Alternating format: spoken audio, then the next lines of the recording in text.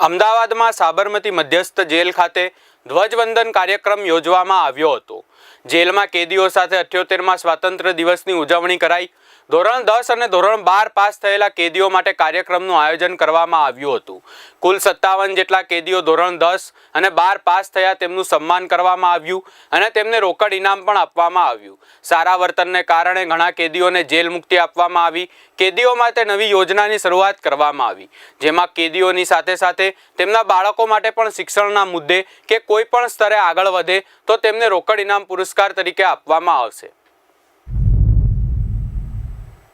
એક આખા ગુજરાત રાજ્યના જેલોમાં જેટલા પણ બંદીવાન ભાઈઓ છે અને જે 10મી અને 12મી પરીક્ષા આપેલી છે એ તમામને અમે જે ઉત્તીર્ણ થયેલ છે એ તમામને અમે આજે સન્માન કરવામાં આવેલું છે અને ખાસ કરીને અમે એક નવી યોજના લઈને આવ્યા છે, એક નવી ઉમ્મીદ કરીને, અને એ યોજના હેઠળ જે કૈદી ભાઈઓ છે, ઘણા બલકે કૈદી ભાઈઓ અને એમના જે બાળકો છે, જે રીતે આપણે સરકાર સ્ટાફને આપણે સરકારી કર્મચારીઓને એમને તેજસ્વી બાળકોને પ્રોત્સાહન કરવા માટે એક રોકડ ઇનામ આપતા હોઈએ છીએ, 70% ઉપરથી હોય, તો એ જ રીતે અમે જે જેલોમાં રહેલા બંદીવાનને એમને પરિવારજનોને એમને બાળકોને પણ તેજસ્વી બાળકોને પણ અમે સમકક્ષાએ અમને એક રોકડા પ્રોત્સાહન રૂપે ઇનામ આપવામાં આવી રહી છે।